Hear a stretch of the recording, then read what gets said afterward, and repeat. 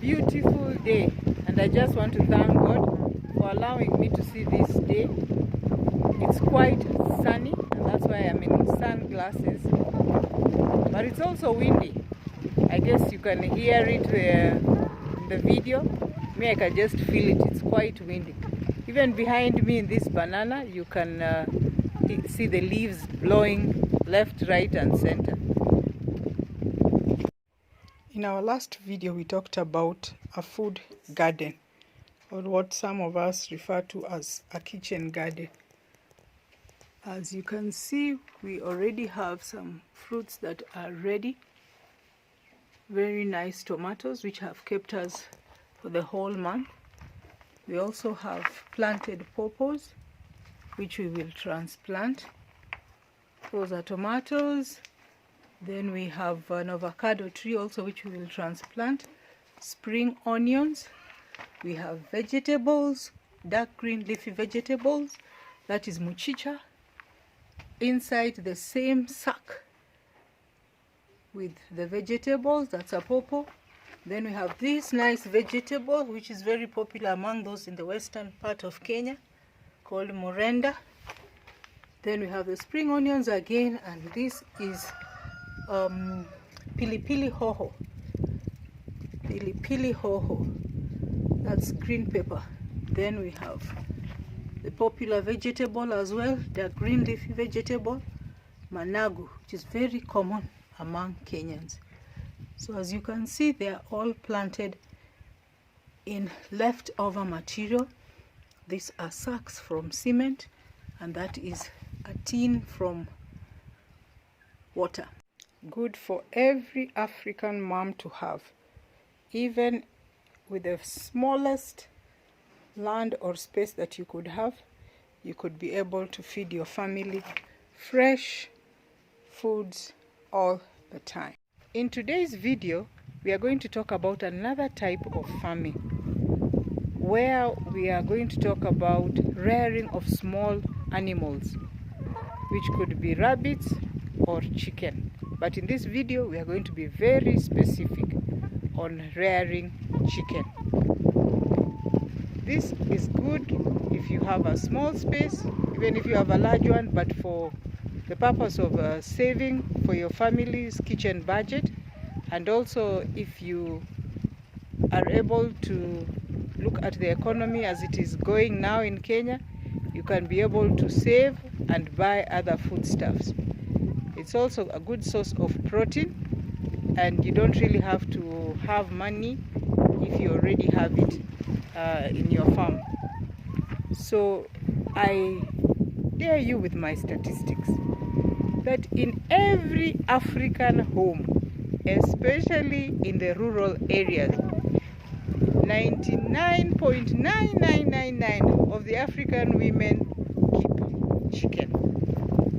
And in the urban areas, maybe 50%. But that would be because some of them are living in apartments. But if they have a home, they have some space, they will always rear chicken. And that's why today we are going to talk about rearing chicken. It is my experience that I want to share, the lessons that I have learned, and we will talk about all the steps, because I know there are some, we are not told everything. If you go on YouTube, you will see only the success stories. You know, you're being told that somebody reared 100 chicken and now they have so many, they have bought plots, they have, you know, they've done so much development. I'm not doubting, but I want to give you my experience so that if you're a beginner and you want to start keeping animals, you also have an experience for an additional person. I recall growing up when I was young, when a visitor arrived, just as they arrived, no sooner had they, do you remember such a composition? No sooner had I that is what used to happen in our home. No sooner had the visitor arrived than my mother gave directions on which chicken is to be slaughtered. And we could physically go for it. Dive on it. Within a short time, the chicken is slaughtered and the visitor has something to eat. This may be a bit different because now people are looking at chicken more of a business than food for the family or even for visitors. So I'm going to sit on my bench here and tell you the story about chicken.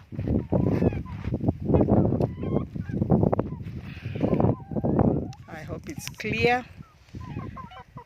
So I'm on this bench, and if you are a returning subscriber, thank you for always being with us. If you're new, karibu sana. Karibu is a Kiswahili word meaning welcome. If you have not subscribed, kindly subscribe. But I request that you share, you leave a comment, and also if you like it, the video, please also like. So first I'm going to give you a glimpse of what has happened on the farm. Just a snippet of what has happened on the farm.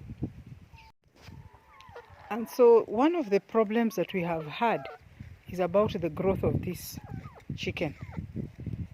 You see, like this one is only 9 days older than this one. I don't know why the big difference, because they were brought up in the same environment, they eat the same food, and it's like now we have 3 or 4 sizes of chicken.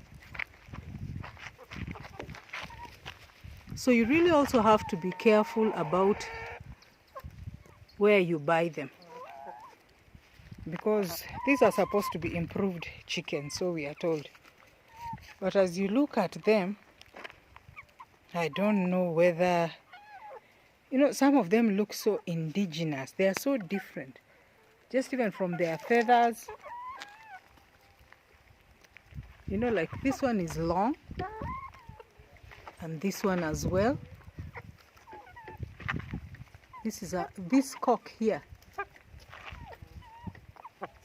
looks like improved, but that hen just looks kienyeji kabisa. Looks kienyeji means traditional. So one of the things you can do and save is about improvising. You don't have to buy drinkers, because even the ones you buy get spoiled very fast. So like this one, we have just cut a tin that was for cooking oil, and now they are able to drink from here. The only thing you have to do is to keep changing it and ensure that it's not so deep, so that they have an easy time for drinking. This is what I love about chicken. You know, they are survivors. They will always have to scavenge looking for their own food, and this is what I enjoy. Yeah, when they're just walking around the whole compound. So initially we had put them in an enclosure, but they looked weak. They grew fast, okay, but they looked weak. So we just let them out. Our fear has been diseases. Yes, they were affected, but not as much. And I'm just thinking about this idea of having to enclose chicken. I think it's best to put them in an environment where they are free. Let them just walk around. Then you substitute their foods, because I think they are naturally made to scratch. That is how they were made. And when you deny them that opportunity, I think it doesn't augur well. We had a few deaths, and this was right from day one. Actually, when the chicks were a day old, the following day we had already lost one, and it came when it was quite immature. I could actually see that it may not have survived. And then even when they were big, we also lost a few. Some was due to cold. It has been quite cold. And then the other because of disease. And the main disease has been coccidiosis. So follow me in the next few episodes, where I will share my experience of 7 months, because we started in December and this is end of July. and you can get 1 or 2 tips if you want to start a chicken farming, or if you're already keeping them and may not have experienced what we have, just making you alert. So these are some of the topics that we are going to be learning about, which I've actually written down. As you can see, this is my notebook. We'll talk about equipment and housing. And when we're talking about housing, I'm actually talking about keeping chicken in an enclosure. In this case, we use the deep litter system, as it's called. That is just another way of saying we used sawdust. Then we'll also talk about purchasing or buying of the chicks. Since we started with 100 chicks, and this is actually the 7th month. We started them in December. This is actually the 7th month. I think we have quite an experience since we bought the chicks. Then we'll also talk about brooding. We'll talk about feeds and feeding them, the feeding regime, or it's called the feeding regimen. Anyways, just giving food. Then we'll talk about drinking water. We'll talk about diseases. And diseases, please be around on this episode because we have quite an experience. Then we'll also talk about vaccines and the natural or alternative medicines that we have also been able to use, because we have not used vaccines throughout. We'll also talk about disposal. That is a selling of the chicks, or the chicken. We'll tell you the stages we sold them and even the cost. Then we'll also talk about record keeping, which is one of the most important areas if you want to continue with the business. And then we will also talk about lessons learned.